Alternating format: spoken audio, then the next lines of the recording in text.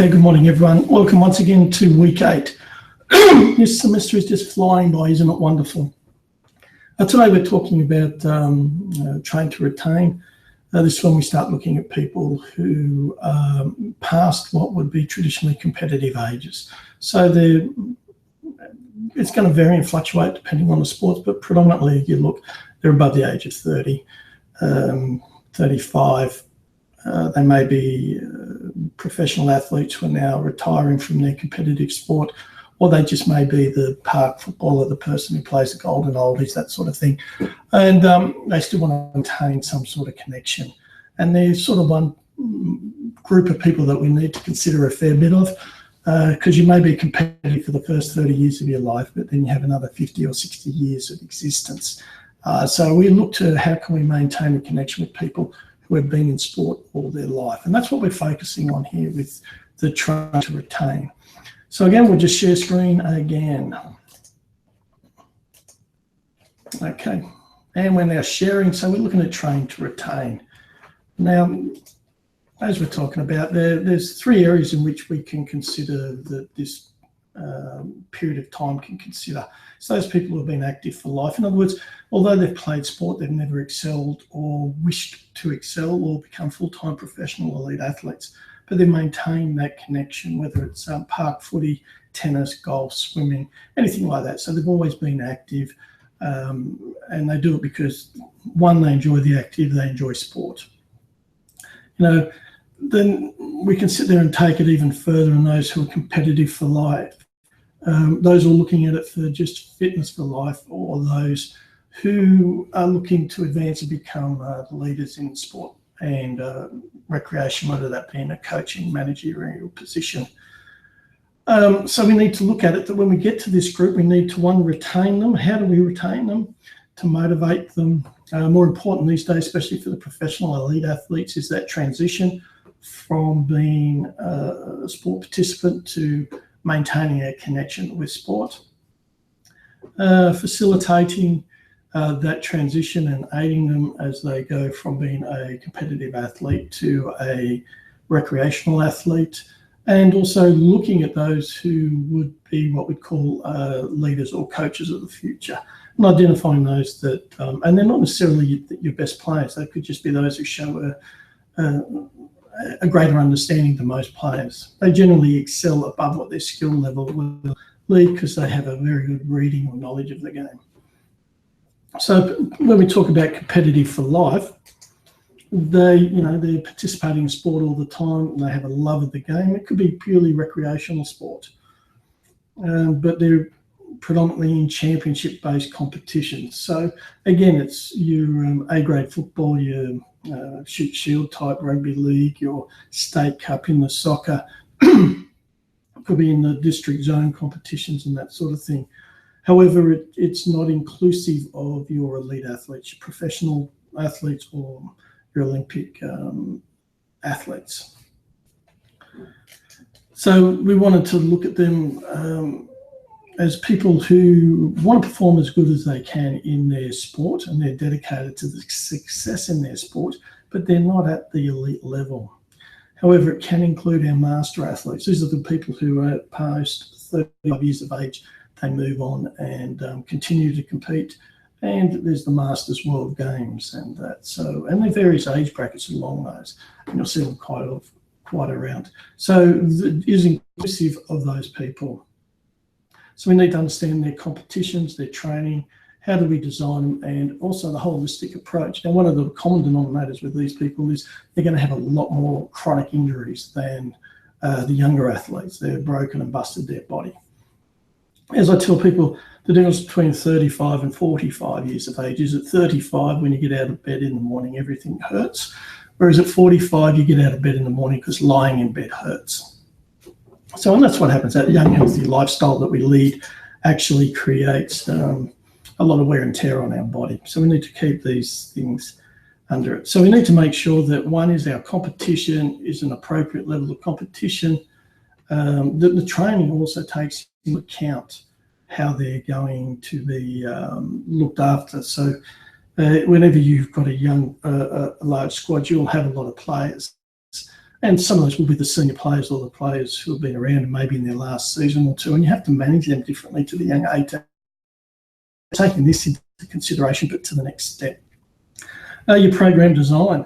With these people, if you are coaching these people, you have to understand that if you get in there and start acting like a drill sergeant, they will just walk out. So it's about retaining them. They're about the enjoyment and the competitive nature. For a lot of cases, it's these people who realise that they used to be good, but now they're just a little bit too slow to be competitive. I remember one coach that I worked with saying he was playing, and then all of a sudden one season he realised, he goes, is it just me or are they all bigger and faster this year than they were last year? And that was his first indication that it was time for him to retire. So in that instance, that's what these guys look at, that they were playing at a competitive level, but now the pace and physicality of that sport was now too much for them at their age. Now, it's not just necessarily the contact. You could be playing soccer, and the speed and the amount of running is, they're having trouble backing up. I know I made the mistake of coming out of retirement to play rugby union at 36.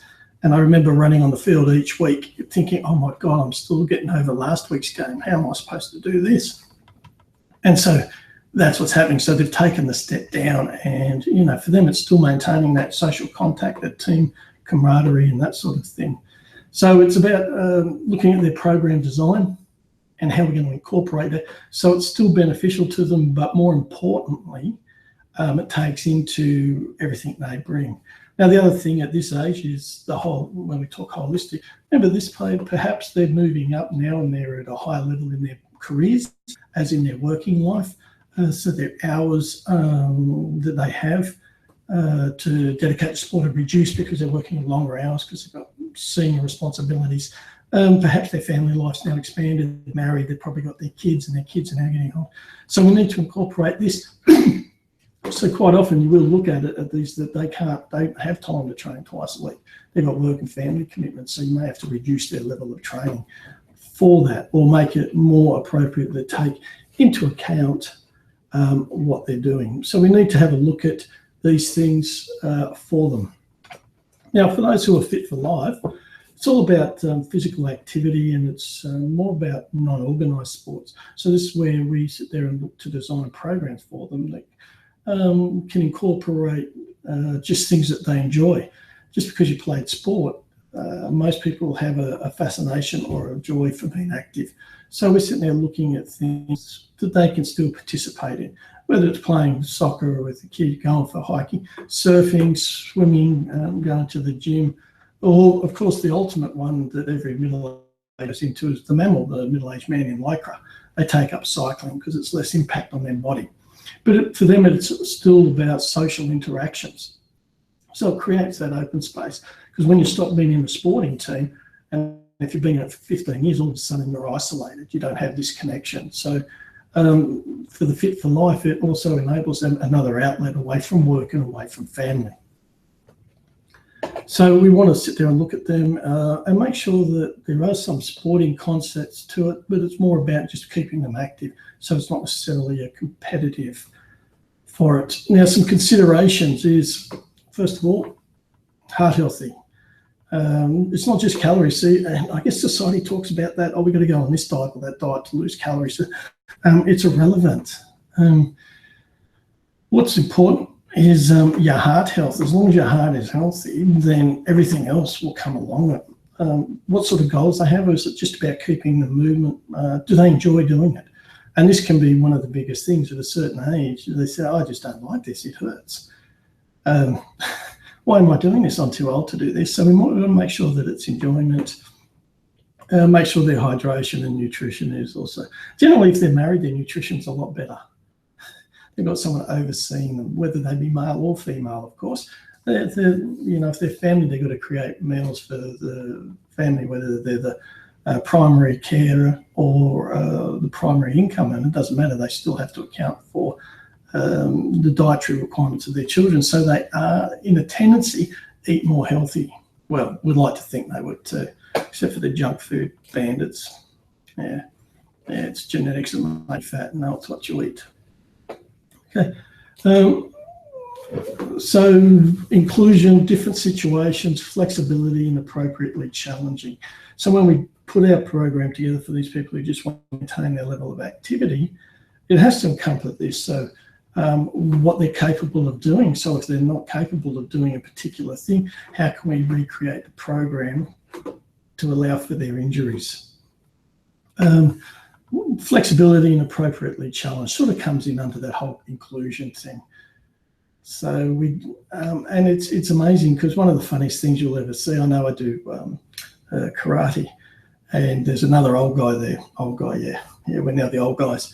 And we, whenever we get to the kumite or the sparring, that when you're with kids, you're sitting there guiding them as well. And then when you come up against the senior belts are guiding you. But when the two of us come up at each other, the senior sensei has to keep reminding us to chill out, settle down, guys, because we get a bit crazy. It's quite fun until we can't breathe anymore. But then we take out oxygen breaks. So it's sort of that thing, appropriate challenging. And sometimes you need to remind these people that they're not 25 anymore, because it's quite frustrating. I used to be able to do this, I can do it now. So it's the ego thing. So be aware of that. So don't undervalue it, but don't let them go over top, because they just won't be able to move the next day. And then they probably won't they won't come back. Now, of course, at this age, they've got a lot of knowledge and a lot of experience, so we need them to use a leadership base. So in some cases, volunteers, coaches, association with teams. In fact, if you watch, even in professional teams, they have a lot of volunteers that help out. And a lot of these are past players or have always been associated with the sport or the club. And you'll see that across most clubs, even at grade level, that these are the people who are part of clubs, whether it's their kids' clubs or just the club they played at, and they maintain this affinity or this connection.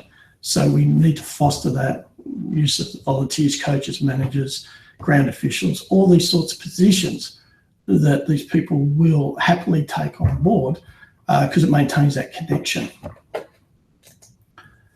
So, coaching, and this is usually identified, those who show a greater knack or a greater understanding of the game, and they generally will take a leadership role throughout their playing when it comes to training and coaching.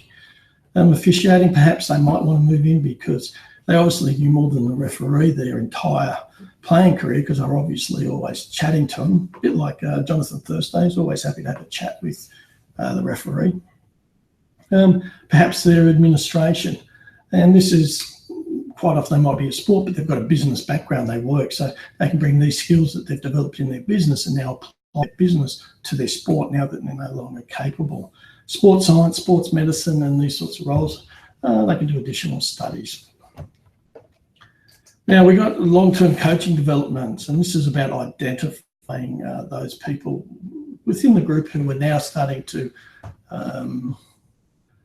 end their playing days, identifying them and developing a pathway for them to transition from the player to the coach.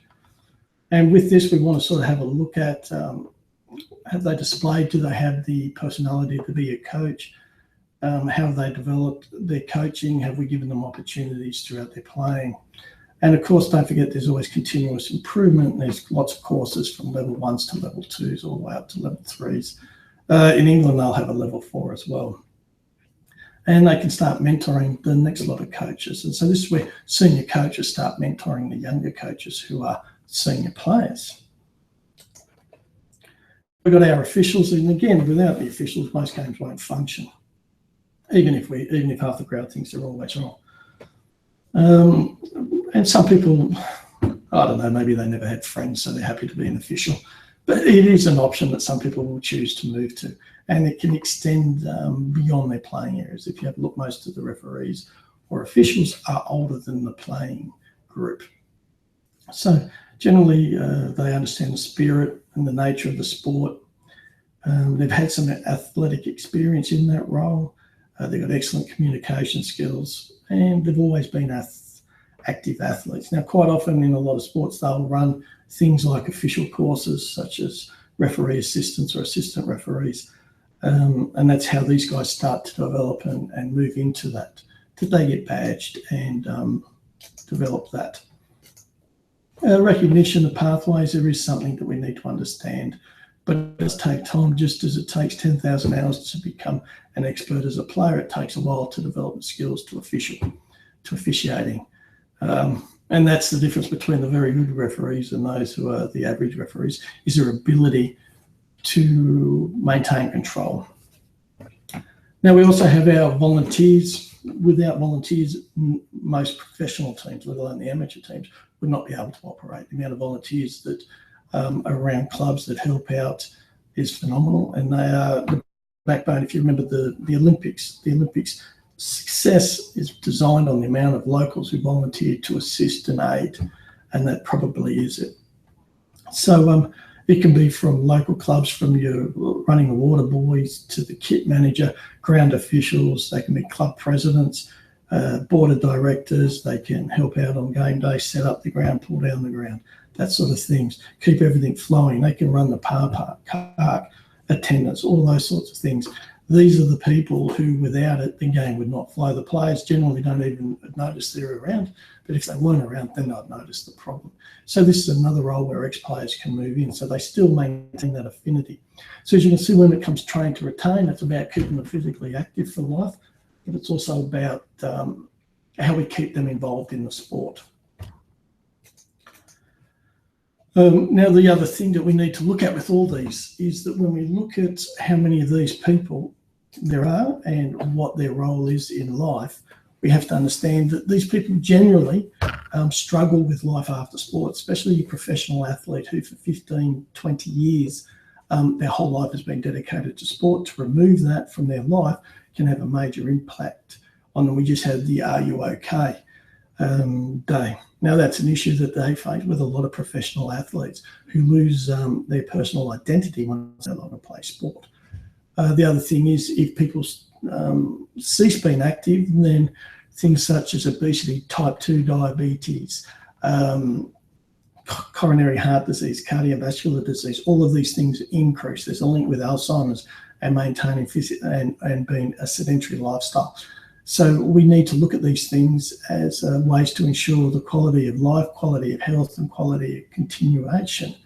So it is the largest age group. It covers the greatest spectrum of time, anywhere from 30 out to 80, even up to the centenaries. If you sit there and have a look at whenever they have the World Masters game, they have people over 100 who are still competing. Sure, they start, it's a week-long event. The 100-metre race starts first event, and the 105-year-old guy finishes it a week later, but he's still upwards and still moving. And so it's important for them to maintain this. So there's a lot more considerations, health, injuries, lifestyles, a lot more impact on it. But in saying that, it's probably the most important facet once we get away from the fundamental. Because fundamentals is about developing those basic motor skills and competitive natures and understanding sporting rules, whereas the train to retain is about ensuring quality of life and long-term health benefits of maintaining an active relationship. All right, guys, that's our week 8 and train to retain. We're sort of out of sequence. I suddenly realised that we bypassed training to compete. We will cover that in week 9, which is next week. I believe your annual plan is due this week, Sunday night.